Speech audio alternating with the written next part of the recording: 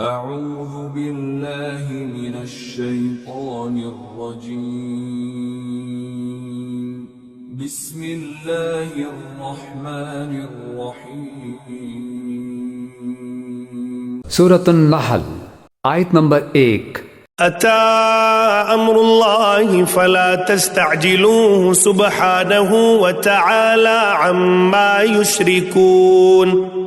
ترجمہ: اللہ کا حکم آن پہنچا ہے، لہٰذا اس کے لیے جلدی نہ مچاؤ۔ جو شرک یہ لوگ کر رہے ہیں وہ اس سے پاک اور بہت بالا و برتر ہے۔ تفسیر: عربی زبان کے اعتبار سے یہ انتہائی زوردار فقرہ ہے جس میں آئندہ ہونے والے کسی یقینی واقعے کو ماضی کے صیغے سے تعبیر کیا جاتا ہے اور اس کے زور اور تاثیر کو کسی اور زبان میں ادا کرنا بہت مشکل ہے۔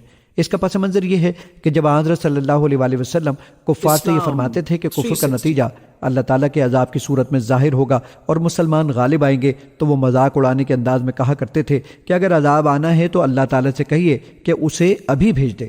اس کا مقصد در حقیقت یہ تھا کہ عذاب کی یہ دھمکی اور مسلمانوں کی فتح کا وعدہ معاذ اللہ محض بناوٹی بات ہے، اس کی حقیقت کچھ نہیں۔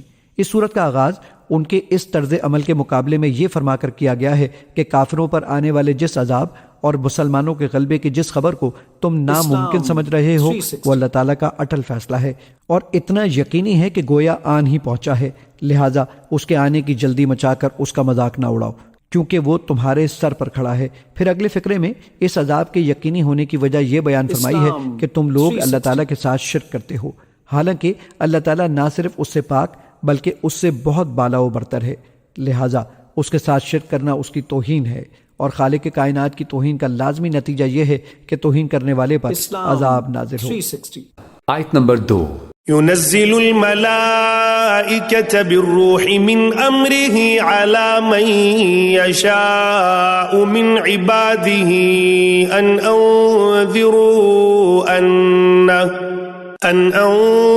أنذروا أنه لا إله إلا أنا فاتقون۔ ترجمہ: وہ اپنے حکم سے فرشتوں کو اپنے بندوں میں سے جس پر چاہتا ہے اس زندگی بخشنے والی وحی کے ساتھ اتارتا ہے کہ لوگوں کو آگاہ کر دو کہ میرے سوا کوئی معبود نہیں ہے، لہٰذا تم مجھی سے ڈرو، کسی اور سے نہیں۔ تفسیر: یعنی روح نبوت کو جس سے بھر کر نبی کام اور کلام کرتا ہے، یہ وحی اور یہ پیغمبرانہ اسپرٹ چونکہ اخلاقی زندگی میں وہی مقام رکھتی ہے جو طبعی زندگی میں روح کا مقام ہے، اس لیے قرآن میں متعدد مقامات پر اس کے لیے روح کا لفظ استعمال کیا گیا ہے۔ اسی حقیقت کو نہ سمجھنے کی وجہ سے عیسائیوں نے روح القدس یعنی ہولی گھوسٹ کو 3 خداؤں میں سے ایک خدا بنا ڈالا۔ ملائکہ کے ذریعے نازل فرما دیتا ہے۔ فیصلہ طلب کرنے کے لیے کفار جو چیلنج کر رہے تھے اس کے پس پشت چونکہ محمد صلی اللہ علیہ وسلم کی نبوت کا انکار بھی موجود تھا، اس لیے شرک کی تردید کے ساتھ اور اس کے مان بعد آپ کی نبوت کا اس بات فرمایا گیا۔ وہ کہتے تھے کہ یہ بناوٹی باتیں ہیں جو یہ شخص بنا رہا ہے۔ اللہ اس کے جواب میں فرماتا ہے کہ نہیں، یہ ہماری بھیجی ہوئی روح ہے جس سے لبریز ہو کر یہ شخص نبوت کر رہا ہے۔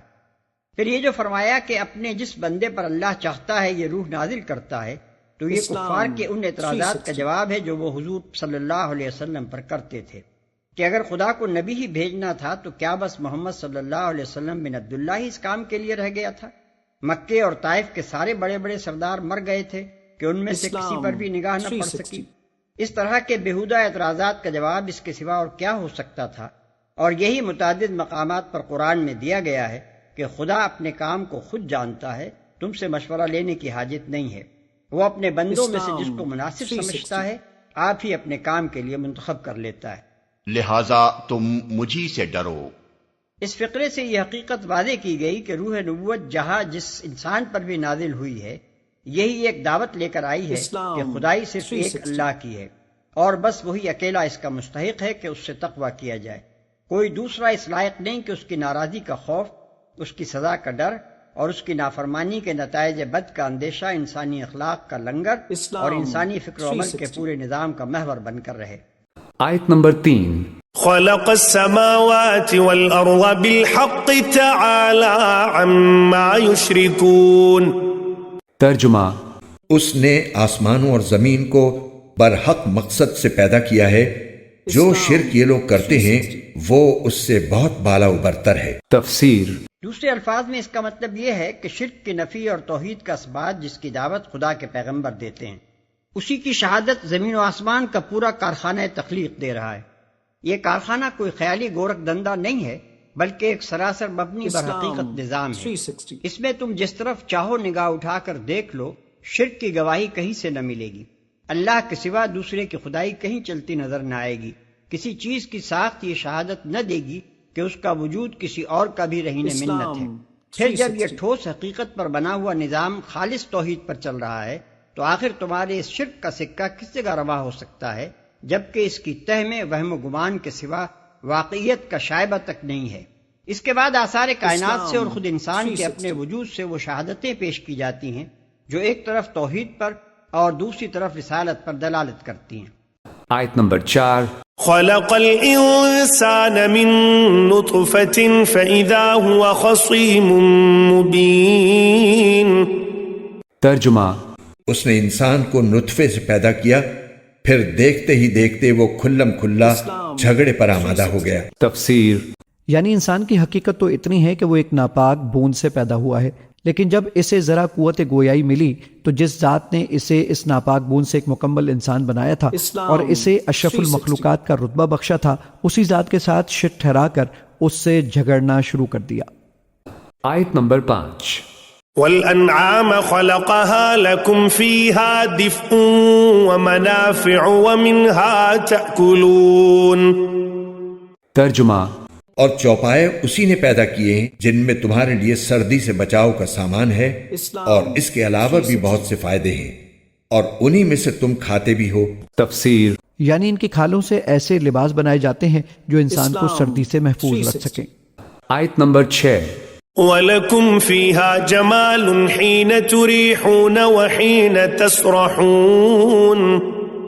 ترجمہ اور جب تم انہیں شام کے وقت گھر واپس لاتے ہو اور جب انہیں صبح کو چرانے لے جاتے ہو تو ان میں تمہارے لیے ایک خوشنما منظر بھی ہے۔ تفسیر وَلَكُمْ فِيهَا جَمَالٌ حِينَ تُرِيحُونَ وَحِينَ تَسْرَحُونَ، اور اس میں تمہارے لیے بڑی شان اور حسن ہے، جمال ہے، جبکہ تم شام کو انہیں چرا کر واپس لاتے ہو۔ دیہاتی لوگوں کے لیے واقعہ یہ کہ وہ منظر بڑا دل خوشکن ہوتا ہے۔ وہ اپنے ریوڑ کو لے کر آ رہے ہیں، شام کے وقت جنگل سے واپس آ رہے ہیں، کتنا بڑا ریوڑ ہے یا کتنی بھینسیں ہیں، کتنی گائیں ہیں، تو اس کے اندر تمہارے لیے ایک حسن ہے، جمال ہے۔ وہی نہ تسرحون، اور جب صبح کے وقت چرانے کے لیے باہر لے کر جاتے ہو۔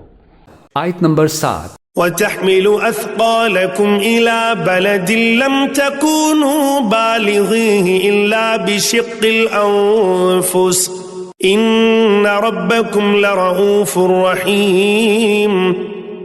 ترجمہ اور یہ تمہارے بوجھ لاد کر ایسے شہر تک لے جاتے ہیں جہاں تم جان جوکھوں میں ڈالے بغیر نہیں پہنچ سکتے تھے۔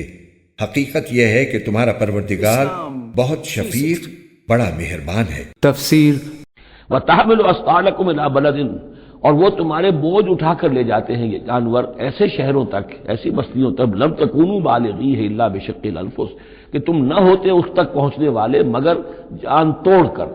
یعنی آدمی کو اگر کوئی وزن لے کر جانا پڑے تو ظاہر بات ہے کہ اس کی جان ٹوٹ کر رہ جائے گی، شق الانفس۔ لیکن یہ کہ گھوڑے کے اوپر لادا ہوا ہے یا اونٹ پر لادا ہوا ہے، خچروں پر لادا ہوا ہے، چلے جا رہے ہیں، ان کا بوجھ جو ہے وہ جانور اٹھا رہے ہیں۔ ان ربکم لرؤوف الرحیم، یقیناً تمہارا رب جو ہے وہ بہت رؤوف ہے، شفقت فرمانے والا اور مہربان ہے۔ آیت نمبر 8 وَالْخَيْلَ وَالْبِغَالَ وَالْحَمِيرَ لِتَرْكَبُوهَا وَزِينَةً وَيَخْلُقُ مَا لَا تَعْلَمُونَ۔ ترجمہ اور گھوڑے، خچر اور گدھے اسی نے پیدا کیے ہیں تاکہ تم ان پر سواری کرو، اور وہ زینت کا سامان بنے، اور وہ بہت سی ایسی چیزیں پیدا کرتا ہے جن کا تمہیں علم بھی نہیں ہے۔ تفسیر یعنی اللہ تعالیٰ کی پیدا کی ہوئی بہت سی سواریاں وہ ہیں جن کا ابھی تمہیں پتہ بھی نہیں ہے۔ اس طرح آیت کریمہ نے یہ خبر دی ہے کہ اگرچہ فی الحال تم صرف گھوڑوں، خچروں اور گدھوں کو سواری کے لیے استعمال کرتے ہو، لیکن اللہ تعالیٰ آئندہ نئی نئی سواریاں پیدا کرے گا، اور اس طرح اس آیت میں ان ساری سواریوں کا ذکر آ گیا جو نزول قرآن کے بعد پیدا ہوئیں، مثلاً کاریں، بسیں، ریلیں، ہوائی جہاز اور بحری جہاز وغیرہ۔ بلکہ قیامت تک جتنی سواریاں مزید پیدا ہوں وہ سب اس آیت کے مفہوم میں داخل ہیں۔ عربی زبان کے قاعدے کے مطابق اس جملے کا یہ ترجمہ بھی ہو سکتا ہے کہ وہ ایسی چیزیں پیدا کرے گا جن کا تمہیں ابھی علم نہیں ہے۔ اس ترجمے سے یہ مفہوم زیادہ واضح ہو جاتا ہے۔